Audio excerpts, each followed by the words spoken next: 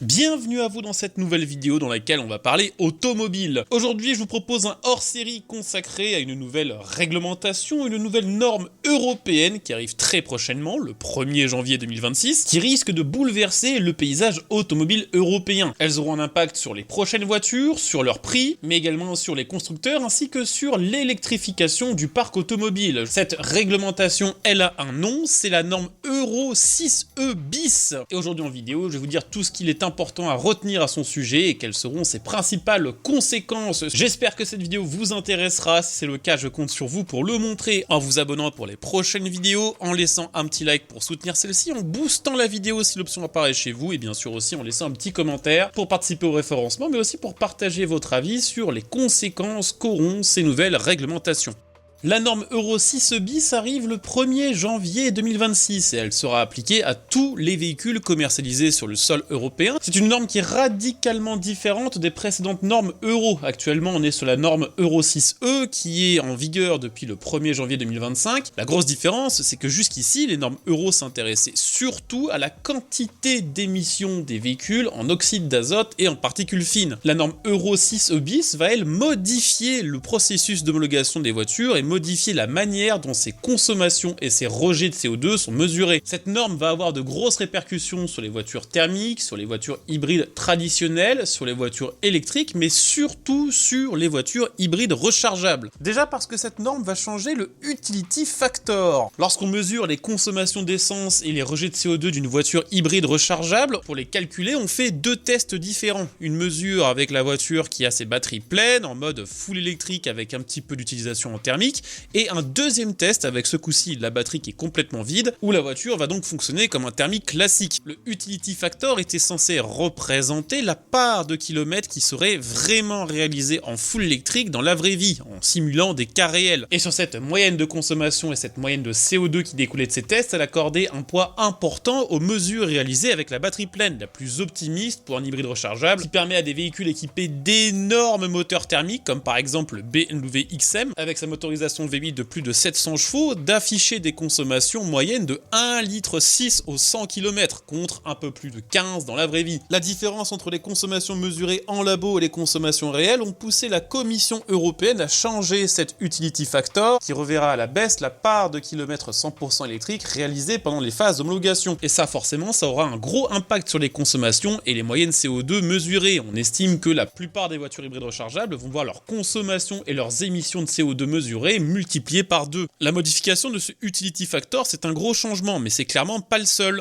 Le dispositif RDE pour Real Driving Emissions va également être modifié. C'est-à-dire que, en plus d'étendre la distance sur laquelle les mesures seront réalisées, on change également les conditions de test. Il y a deux principaux changements. Le premier, c'est la plage de température normale qui va être élargie jusqu'à 35 degrés au lieu de 30 degrés. Considérant qu'avec le réchauffement climatique, les températures moyennes augmenteront dans les prochaines années, les normes Euro ont décidé de simuler cette hausse de température dans les laboratoires. Et il y a un deuxième changement, c'est l'introduction d'un indicateur, l'AES, un système informatique qui est censé détecter les stratégies moteurs suspectes. En gros, si un constructeur essaye de nous faire une nouvelle édition du Dieselgate, elle devrait être détectée en laboratoire. Autre nouveauté, et ça je trouve que c'est particulièrement intéressant, c'est l'OBFCM pour Onboard Fuel and Energy Consumption Monitoring. C'est un dispositif qui est obligatoire sur toutes les voitures neuves vendues en Europe, qui mesure et enregistre la consommation de carburant réel du véhicule, la consommation d'électricité bien sûr si on est sur une voiture à batterie, le nombre de kilomètres parcourus en mode thermique ou électrique si on est en hybride rechargeable ou en hybride, la fréquence, le comportement de recharge ainsi que l'état de charge du véhicule. Ces données elles sont soit transmises en permanence à distance par les voitures connectées, soit récupérées lors des contrôles techniques par la prise OBD2. Et ces données elles vont maintenant être utilisées pendant les phases d'homologation du véhicule pour être mixées entre guillemets avec les données mesurées en labo pour essayer sur le papier d'afficher une consommation et des émissions de CO2 les plus proches de la réalité possible. Bien sûr, tous ces changements vont avoir de gros impacts sur l'industrie automobile, à commencer, comme je le disais plus tôt dans cette vidéo, par les hybrides rechargeables qui seront les grands perdants de cette nouvelle norme, puisque leurs émissions et consommations vont être au moins multipliées par 2, et c'est un réel problème vraiment pénalisant pour les conducteurs qui utilisent leur hybride rechargeable régulièrement en tout électrique. Même si ce n'est peut-être pas la majorité d'entre eux, il y a quand même pas mal d'utilisateurs qui roulent très majoritairement au quotidien en mode 100% électrique, sans jamais utiliser le moteur thermique, thermique et qui utilisent le moteur thermique 3 ou 4 fois par an pour partir en vacances, pour un long trajet. Pour ce type d'utilisateur, ça va être particulièrement pénalisant parce qu'on risque de se retrouver avec des hybrides rechargeables qui, par exemple, en France, vont être doublement malucés, une fois pour le poids, mais une fois aussi maintenant pour le CO2, puisque les consommations labo vont exploser, et on risque de rentrer dans un cercle vicieux dans lequel les constructeurs, pour faire baisser la consommation labo de leur voiture, vont augmenter encore la taille des batteries, pour leur permettre de circuler plus longtemps en mode 100% électrique, ce qui fera probablement exploser le poids de ces véhicules, et ce qui fera aussi exploser les différences de consommation entre celles mesurées en laboratoire et les consommations réelles pour les utilisateurs qui ne rechargent pas leur hybride rechargeable. Donc c'est un problème particulièrement compliqué à gérer pour les hybrides rechargeables, mais c'est globalement un problème pour toutes les voitures équipées d'un moteur thermique. Elles vont devoir rester dans les clous dans des tests de plus en plus exigeants, et on risque de voir la fiabilité des moteurs thermiques encore baisser dans les prochaines années, parce que pour que leur consommation reste les plus faibles possibles, on peut s'attendre à ce que les constructeurs multiplient les dispositifs anti-pollution, des catalyseurs encore plus gros et plus lourds, et des calibrations moteurs électroniquement plus complexes. Et ça crée un double problème. Déjà pour le conducteur, bon,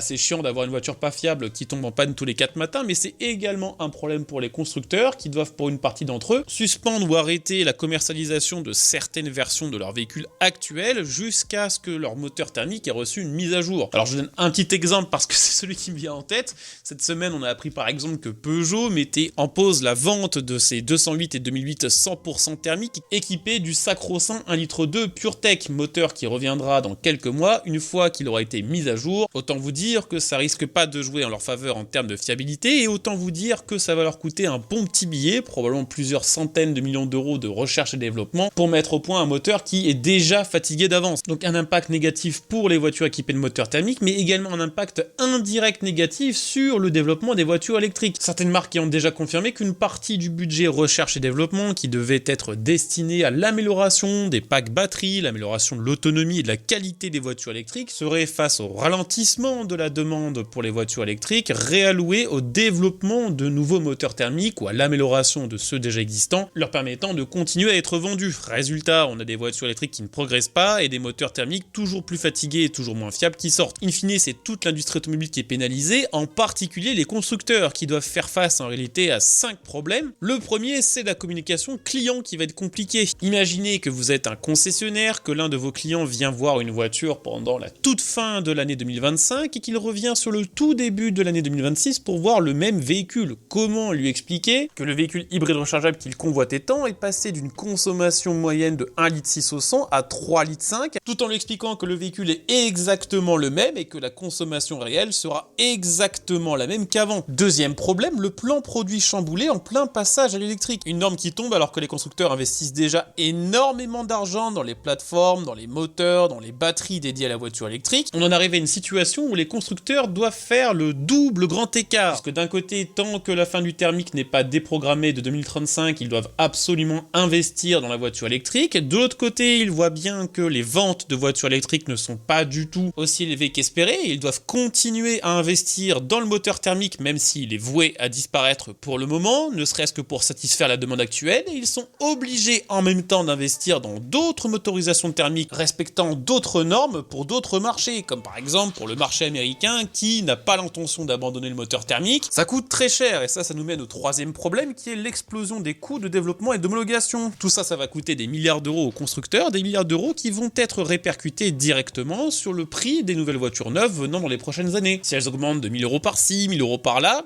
cherchez pas plus loin, c'est pour renflouer les caisses des constructeurs qui sont obligés d'innover et de rechercher sur autant de technologies. Quatrième problème, la complexité des gammes. Il va falloir très rapidement que les constructeurs décident quel moteur, quelle carrosserie, quelle plateforme valent le coup d'être adaptés entre la norme Euro 6 E bis et la norme Euro 7 qui arrive en 2027. On risque de voir beaucoup de petits moteurs ou de variantes de niche qui risquent tout simplement d'être abandonnés. Et dernier gros problème, c'est toute la stratégie CO2 qui doit être recalculée. Avec la norme CAFE dont on a parlé dans une autre vidéo que je vous invite à aller voir si vous voulez tout savoir à son sujet, les constructeurs sont obligés de respecter une moyenne CO2 sur l'ensemble des voitures qu'ils ont vendues sur l'année. S'ils n'arrivent pas à respecter cette moyenne, ils doivent à la fin de l'année payer des amendes qui sont colossales. On parle de plus de 10 milliards d'euros pour les constructeurs européens. Beaucoup d'entre eux qui n'arrivent pas à vendre suffisamment de voitures électriques misaient beaucoup sur les hybrides rechargeables qui a annoncé parfois 30-40 grammes de CO2 au kilomètre. On risque de voir leur moyenne exploser avec ce recul calcul lorsque ces mêmes véhicules afficheront des taux de 70 ou 120 grammes au kilomètre. Les moyennes de CO2 vont s'envoler avec le montant des amendes à régler. Et d'ailleurs, et c'est peut-être là qu'on voit toute la folie et tout le court-termisme des décisions prises par la Commission européenne, au même moment où la Commission impose cette nouvelle norme Euro 6 bis, elle annonce également que le calcul de ces amendes CO2 vont être finalement lissés sur 5 ans plutôt que sur 2 ans. On donne d'un côté, on reprend de l'autre, et puis on redonne d'un autre côté pour redonner ce qu'on avait repris. C'est ce qui se passe actuellement à peu près à tout niveau dans l'industrie automobile européenne. Alors la bonne nouvelle, c'est que 2026 c'est très bientôt et que très rapidement on saura quelles seront les répercussions réelles de toutes ces nouvelles normes. Et bien sûr, je vous en parlerai en vidéo, raison pour laquelle je vous invite à vous abonner à ma chaîne si vous avez apprécié celle-ci. Si vous voulez être tenu informé des prochaines actualités automobiles, puisque j'en fais tous les jours en vidéo, n'hésitez pas à laisser un petit like à cette vidéo si elle vous a intéressé, à laisser un petit commentaire pour le référencement et éventuellement à jeter un petit coup d'œil au bouton rejoindre sous cette vidéo qui vous permet également de soutenir ma chaîne et mes projets. On se retrouve dès demain pour une nouvelle semaine d'actualité. Portez-vous bien, ciao.